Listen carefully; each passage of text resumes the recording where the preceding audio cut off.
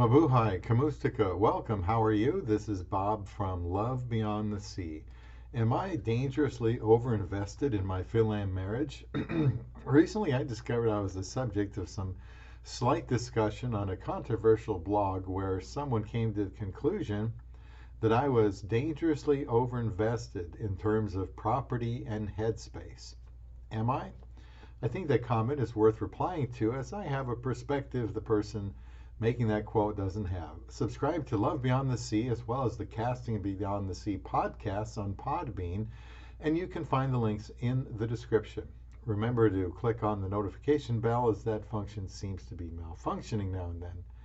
Someone else, I think it was, said I appeared emotionally needy, a train wreck.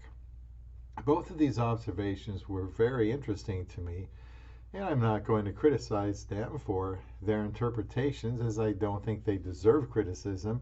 I think I can understand where they're coming from, and I wanted to make a video to elaborate on what was said. I will list half a dozen statements from the interesting article, and I really only disagree with one of them. More accurately, I can't quite understand one of the 6 comments I will list. Excuse me. I think that anyone marrying a woman from overseas will already be doing something that may involve more risk, and some of our actions might be misunderstood. I'm not saying that these men are out of their minds who are making these comments. I think the points brought up were good enough for me to respond to. Let's start with what is dangerous. Why is my attitude about my relationship considered dangerous? I can admit that I am bucking the norm of taking more time to get to know someone before marrying them, but the norm doesn't have to be the way that works best for me.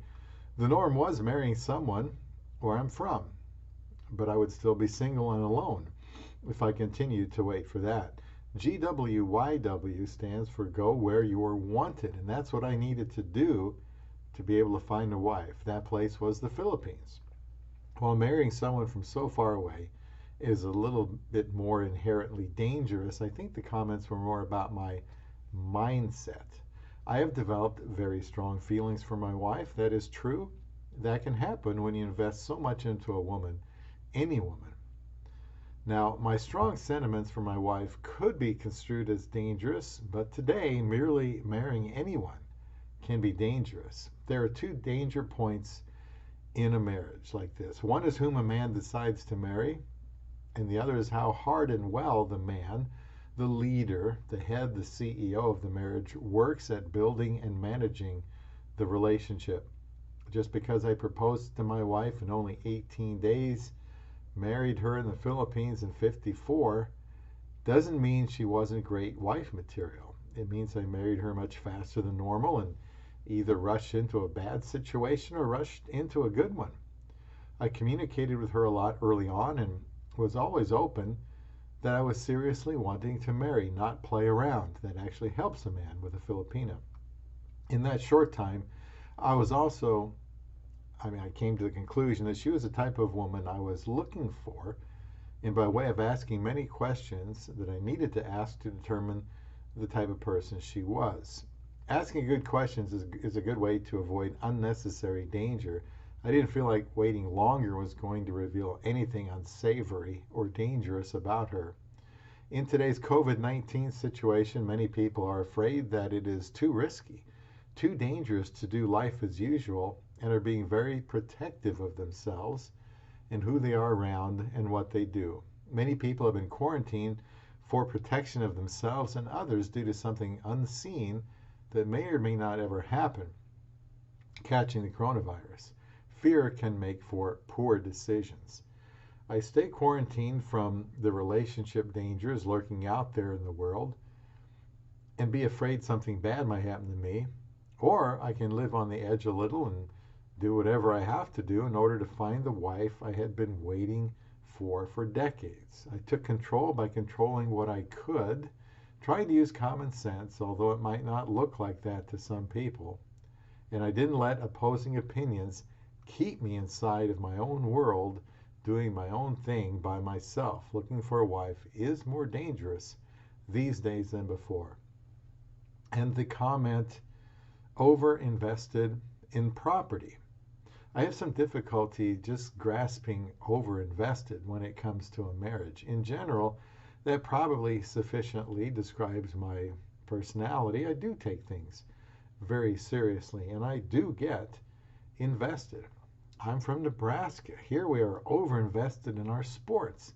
Just look at how parents and players are wanting to defy the Big Ten Conference by wanting to play football this fall, like we usually do. We want to assume any risk to continue doing what we're used to doing. We want to play and we want to win. If I'm going to get married, I want to win. I want it to last. I want it to be quality. How do I do that? I think I should be invested. But to me, as a person is invested or they aren't. So being over invested is just a term I struggle understanding. Once you're married, shouldn't you go all in any way you can? Does this make sense? Do you agree or disagree? The viewer of this blog realizes we have a house in the Philippines we can stay in when we visit, and we will live in when we retire, which I hope is sooner than later. I'm really warming up to that idea. See my retirement playlist. We have more property than that and may do more later. Who knows? If we are going to spend the rest of our lives there, why not do more if we are able? Because it's too risky? Why would it be too risky? And wouldn't I realize if it was?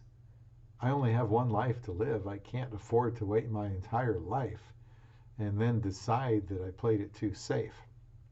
That really must be my assessment. I have to assess the risk, and I may see it differently than others, just like with COVID-19.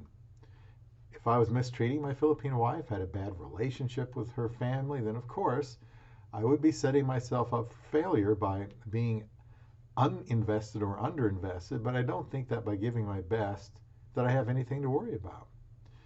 It is true that the house and land is always in the Filipinos' name. That is the law. I wish it was like it is here in our names, but it isn't. So there is a property risk if for some reason we don't stay married, but that is the reason I am as invested as I am, so that we stay together and any risk would be minimized. How about the term over-invested in headspace? Okay, I'm not going to argue about this from the sense that she is in my head a lot, because I think about her a lot and I am crazy about her. And I appreciate my wife so very much. She is an amazing woman and wife. She isn't perfect, though, of course. No one is. But like I said in a recent video, she is close enough to perfect for me. And I explained why. Once again, overinvested doesn't resonate with me, because if I care at all, I care a lot. If I don't care, then I don't care.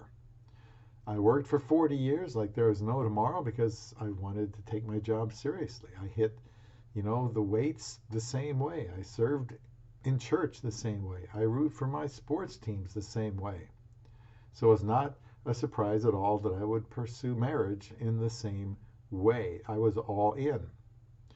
It took what seemed like an eternity to see results, and now I have a short time to make the very best of it. So why would I not go all in emotionally?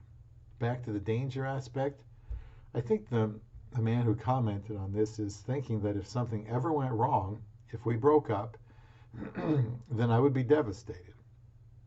It was commented how I love to be affectionate with my wife, and my oh my, what if she ever left me? I am not taking anything for granted. I realized getting married was the end of that very long dry spell of being single. But it is just the beginning of my marriage, which requires a lot of investment in time, touch, talking, sacrificing, forgiving, and not always getting my own way. Much of my videos are teaching what I have learned to be able to have a lasting marriage, not just how to find a wife. If you're not interested in going much deeper into the relationship dynamic between a Philam couple, then that's fine. But I think my channel has a lot more nutritional value than most in the genre. Humanly speaking, there's always a risk of the relationship disintegrating if I don't play my cards right, but I am not a riverboat gambler. I do take responsibility for how it goes. Whether that sounds fair or justifiable or not, that's just the way it is. I believe God is going to hold me accountable for how I regard my wife, how I treat my wife, and how I respond to the inevitable conflicts with her. There's a lot of that in the 550 or so videos I have. And when I display myself showing affection to my wife, I am trying to show other men that this is a good idea for them too, with the one they have pledged to be with for better or for worse. I do admit that there is a danger in learning to love someone so much that you pour all your effort into the relationship and then something unforeseen happens, like death or disease. It is still better to have loved than to not experience it at all. Excuse me, I can't help but think about what would happen if my amazing Isa was no longer in my life. And that is a dreadful thought. I like athletes that give their best all the time. Someone could say they don't have to do that because they are already getting paid well. Their boss doesn't care about them. The fans could turn on them if they say something that offends someone. But those players bust their butts because they just have to. That's just the way they play. They go all out and give their best and can't do it any other way. And they love what they do. They probably feel like the results will be better that way. And that's how I feel about my marriage to my dream Filipina. Now, emotionally needy. Well, I am an emotional person, and my personality, no doubt, figures into this whole mix as I can't change that part of my makeup. It is the needy part that confounds me a bit. Am I more needy than others? That wasn't said, but perhaps it was implied. I had needs that I talked to my wife about before I married her, as I wasn't about to marry someone who didn't think those needs were legitimate and didn't want to meet them. I think we all have emotional needs, and marriage is the best place to meet many of them. There is a need for sexual intimacy. It's a very emotional need too, not just physical. There is a need for a relationship that I would assume most of us have, and marriage is God's place for that. Yes, we have and should have friends and family and acquaintances, but the need for a wife is real and prescribed after the very first man, Adam, was created. A day later, he had a wife, whether he liked it or not. But from reading, Adam was very pleased God gave him Eve. We have a need for leaving a legacy, for procreation. We have a need for safety, and we have a need for belonging. I admit that I was very much in need of these things, but these days I'm not chasing that anymore. I can say that I was emotionally needy before I got married. Why was that? I had needs that were supposed to be met in marriage, and I wasn't married. Now, I like this one. A train wreck. I see. Train wreck normally refers to someone whose life is teetering on the edge of collapse, isn't it? I can't think of any videos where I come off like a train wreck. I wonder why someone would say this. I'm not doing bizarre things on my channel. I'm not losing my mind. I've been married to my Filipina for over 5 years. We have established our relationship here in the States. We've been to Paris, have been to the Philippines several times together. We want to see other places while we can. In fact, we're going to be going to Sturgis, South Dakota, believe it or not, very soon, possibly about the time you see this. Not because I'm a biker, but I used to work there about 38 years ago, and I never thought I'd go back. But my wife would like to see the monument in the Black Hills. After that, we will drive to Colorado. She'd like to see some places before we retire to the Philippines. Travel has been an unexpected pleasant surprise for me. I really like it. A train wreck might describe me had I not married my wife from the Philippines, but not today. It was very difficult for a long time, as I have described in other videos. I remember telling my pastor one day, in tears, that for all my desire and need for a wife, I just didn't see it happening and was completely bewildered and disappointed. I told him this was no way to live. He agreed with me. A week later, he shared with me the idea of a Filipina wife, to look elsewhere, to go where you're wanted. I did, and have been sharing how-tos about finding a Filipina and living with her in harmony since 2018, when I started this channel on Valentine's Day, appropriately enough. Marriage, despite its challenges, was designed to meet real needs in men and women.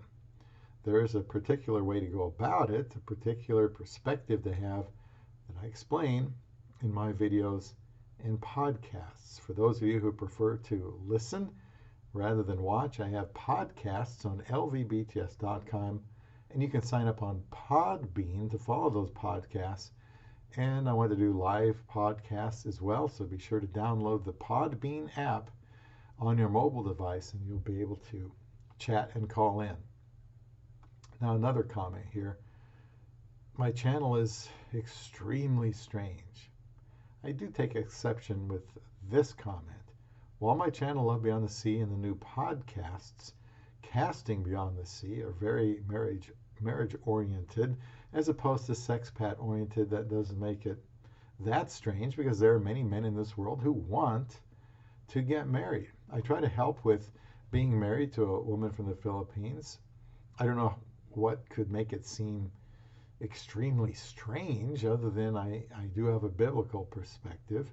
The Bible is an extremely well-known book that many people are devoted to for its truths and have died defending its claims and tried to live according to it, so that doesn't seem extremely strange to me.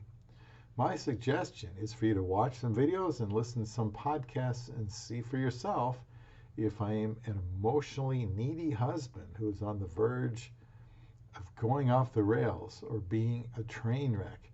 Please let me know of real dangers you see so you can spare me that collapse. If anything disastrous happens, I need to own up to that. There is pressure being married to anyone living in such tight quarters, emotionally and physically, dealing with each other's lives, past and present, and any baggage we bring into the relationship. I want Love Beyond the Sea and Casting Beyond the Sea to be authentic places to learn ways to relate to a woman overseas and have a lasting marriage. I'm not the only one doing this. I have to do it my way with my own past and my own perspectives and life experiences. I don't think I am in danger, but I do agree that I am very much invested in my love beyond the sea.